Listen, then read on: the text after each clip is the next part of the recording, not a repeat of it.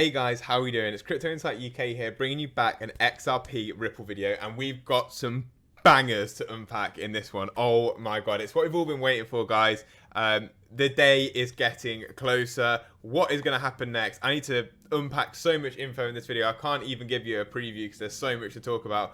I'm going to dive straight in. At the end, we're just going to talk about whether all this is happening at exactly the right time or not. And I'd love to know your guys' opinion in the comments. If you enjoyed the video, please smash that like button and share this with a friend. So first, we're going to start off with Stuart Alderati. He is Ripple's general counsel, for those of you who don't know. He says, and this just sums up the case in general, doesn't it? Like, over 18 months, 6 court orders later, we finally have Hinman documents, internal SEC emails, and drafts of the infamous 2018 speech. While they remain confidential for now, at the SEC's instance, I can say that it was well worth a fight to get them. I've always felt good about our legal arguments, and I feel even better now. I've always felt bad about the SEC's tactics, and I feel even worse about them now. So that's a great little statement to start with from Stuart Alderati. We're going to get into what Jeremy Hogan's been updating us on the lawsuit, and then we're going to talk about what Brad Gardenhouse thinks and a few other attorneys in the space. So Jeremy Hogan tweeted, this was before we had the release of the Hinman emails. He said, 12 hours ago, what's going on in the Ripple SEC case? The parties have filed with the court under seal reply briefs to each other's motion for summary judgment. We can't see these yet. They also filed numerous exhibits, which we also can't see. The parties are speaking today about what parts of their briefs they want redacted. The summary judgment briefs from last month really talk past each other, so these are the briefs where we'll really see how strong each position is, e.g. what the SEC's response will be. The briefs are scheduled to be made public next Monday, so that's obviously a date we need to keep our eyes on, guys. But last month, the SEC ignored that deadline and filed early, so be on the lookout anytime, Sunday or Monday, for these to drop. After that, there's just one more brief on the 15th of November, and then we're basically done. Then I asked him, are we waiting for the judge's decision? And then someone said we're waiting for a Hogan email, but someone tagged me and basically said, after that, yeah, we're just waiting for the judge's decision, like in a tweet thread. And then after this, we had this from Jeremy Hogan about 3 hours ago. Well, Hinman emails have been produced, and then a reference to Stuart Alderati.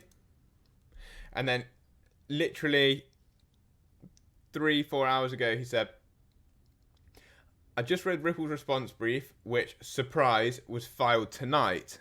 Wow, it's a lot to unpack. Remember the case, Revac versus SEC Reality Corp, no relation.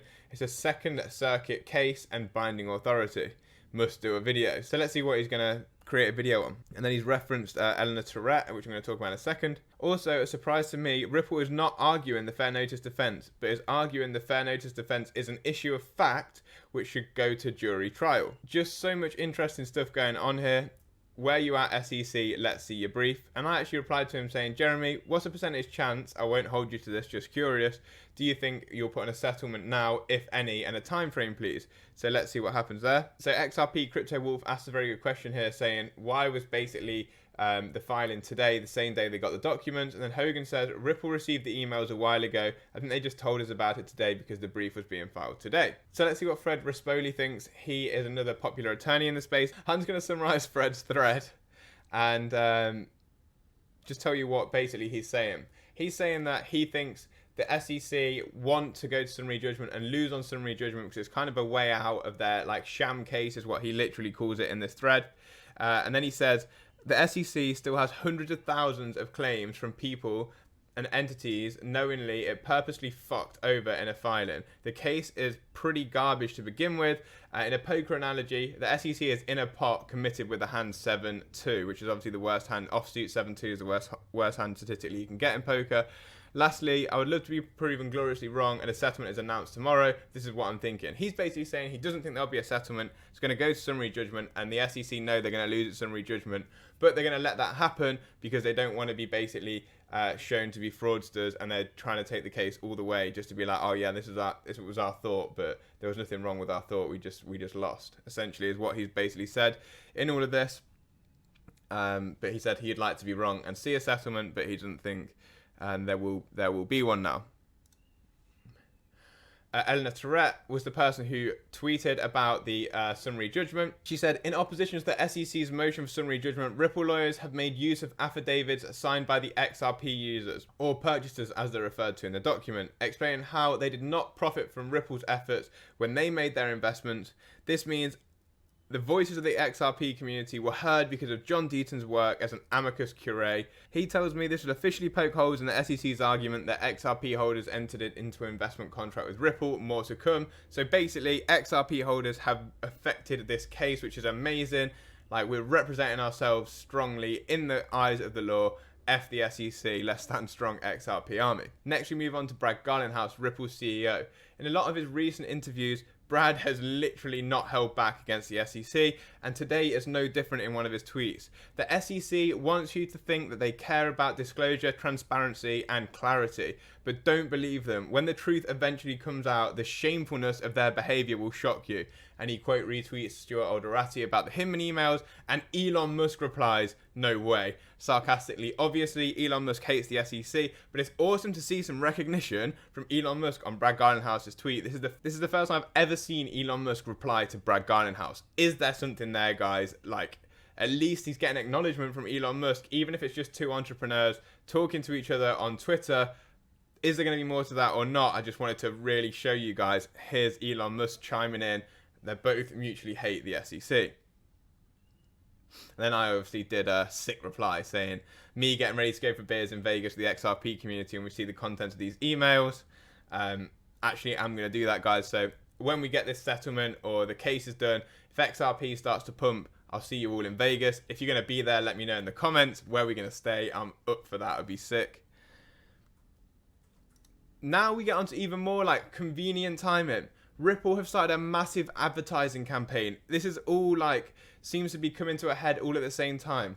This is on Jordan Harry's Twitter. Ripple are everywhere in London at the minute. This is Canary Wharf Tube Station.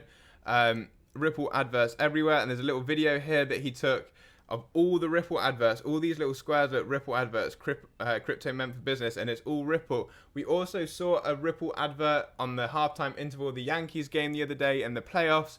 And there was some interesting verbiage in the like small print saying they're like backed by like a New York State bank or like registered in New York State. So what basically is happening here with Ripple, ramping up their advertising. At the same time, we've got Swell coming in November in London, and which is probably like 3-4 weeks away now. I think it's the 14th and 15th or 15th and 16th of November.